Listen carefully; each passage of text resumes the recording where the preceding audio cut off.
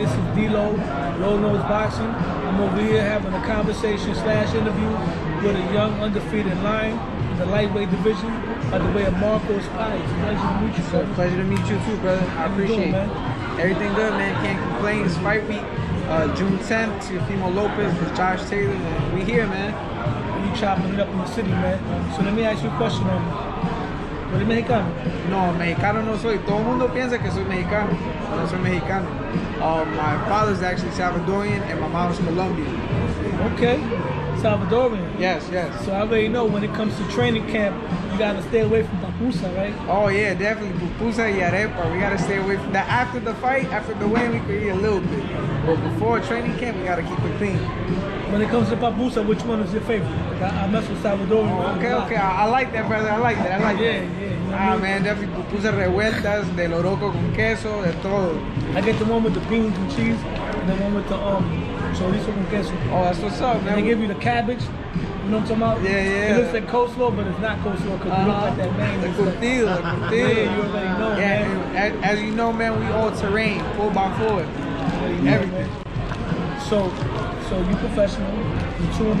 Yes, sir. 2-0. Most of your wins were they by knockout or decision? Well, 2-0. My pro debut was by knockout, and my second professional fight, which was in Puerto Vallarta, Mexico, was by unanimous decision.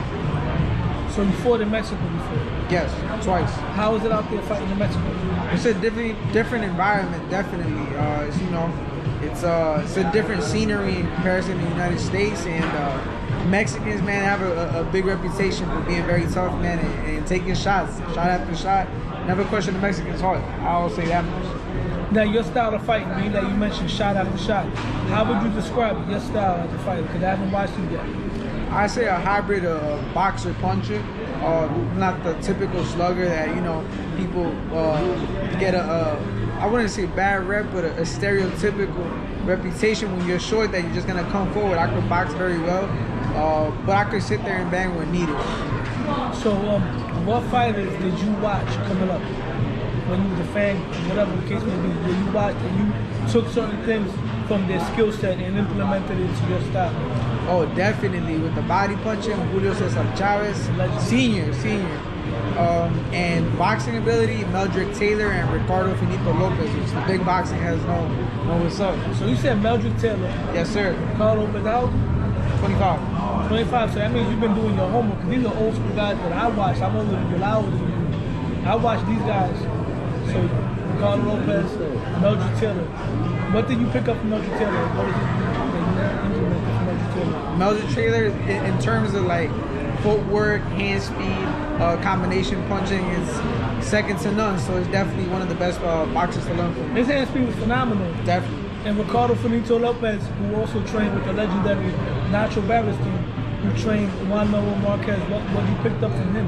From Ricardo Lopez, he's a textbook fighter when I'm talking about nothing fancy, but fundamentals perfected to a T, hands up, crazy left hook that he had, man, crazy left and uppercut. And the uppercut. So definitely those two things. I remember Ricardo Lopez used to sit down in between rounds in his corner, and he would sit there with his hands up. Yes, sir. That was his trademark, keeping his hands up before the bell, after the bell, all the time. He was actually like a better version of Juan Manuel Marquez, but he was just smaller. Yes, sir, and more explosive. More explosive, definitely. So you fight at 135 pounds? 135. Which is lightweight. Yes, sir. And being that it's your second pro fight, and you fought 2 times already at 135, how long do you see yourself being at lightweight? Do you think you're going to be a fight to you a higher contender or champion, or you're going to move up soon? Well, I definitely do believe that because of my height, I definitely have to stay down at 35 for quite some time. I have a wider frame, so it's a bit harder. But we have to stay at 35 for quite a while, man. Eventually, I do think we'll move up to 140. But, that's later down the road. I'm looking right now at the present. Okay, so yeah, 135. So you in a division with guys like his son, Devin Haney, correct, Shakur Stevenson, Javante Davis. Then you got young guys there. Somewhere down the road, based on what you see, what fighter do you see eventually being your mega fight that you think is going to be your big pay-per-view fight down the road? Well, with that being said, first I gotta earn my stripes just like these guys, man. You know, they pay their dues. They went through the 4-rounders, 6-rounders, 8-rounders, and so forth. And I still haven't been down there, but I will be down there. Any of those guys I'd like to mix it up with, but you know, we gotta pay our dues. We gotta earn it. It takes time. Okay, that's a humble answer. So there's nobody right now on the radar? No, nobody on the radar, because to get to point B, we gotta get to point A first. Okay. You gotta crawl, then walk, then run. So when you're not fighting, what's your normal weight that you walk around with? I try not to walk around anything exaggerated. Maximum 10 pounds, 145. Kicking it at the most, 147. A fighter that balloons up too much doesn't go into camp to train. He goes into camp to lose weight. So this is not a fat camp, basically? Never. So 10 pounds, you can get that off in how long? Through dieting, I say it shouldn't take too long. It should be off by 2 weeks, maybe 3 weeks at the max. Okay. A camp usually between 6 to 8 weeks, but in reality, if you're in shape, you should be ready to go on the drop of a dime. So what was your first experience like, period? The first time you ever got into a room just to spar? First time? First time. It was definitely a rockin' sock'em robots, man. As a kid, you just want to get whoever hits you back, you know, with another punch, and it was exciting. It wasn't nerve-wracking or anything, but it was a good experience. And who's your favorite? Who you consider as the greatest fighter of all time in boxing? That's a hard one, man.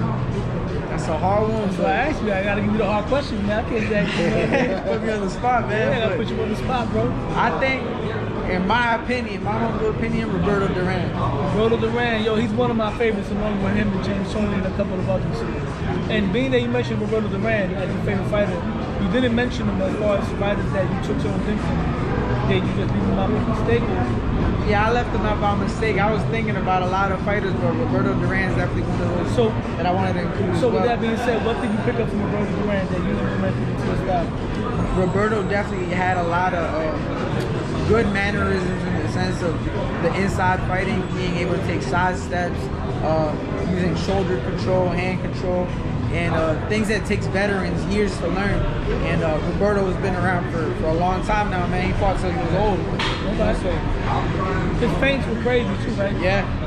Now, where can we find you out on social media? All right, so on social media, you can follow me on Instagram at Macos Paz1. That's MARCOSPAZ1.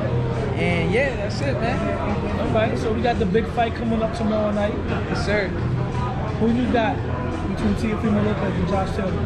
Competitive fight. I definitely think it's a competitive fight. Two high-class boxers, elite level, but I'm sticking with Teofimo Lopez. Team Takeover. Yes, sir. Team Takeover. Honduras in the house. You know, I'm going to follow your career now that I know you. We're going to chop it up. I look forward to hearing you go more. We can do more interviews and all that. And good luck in your career. You're on the rise. Following Marcus Pies. Low Nose Boxing. Everybody know what time it is. I'm out. We out.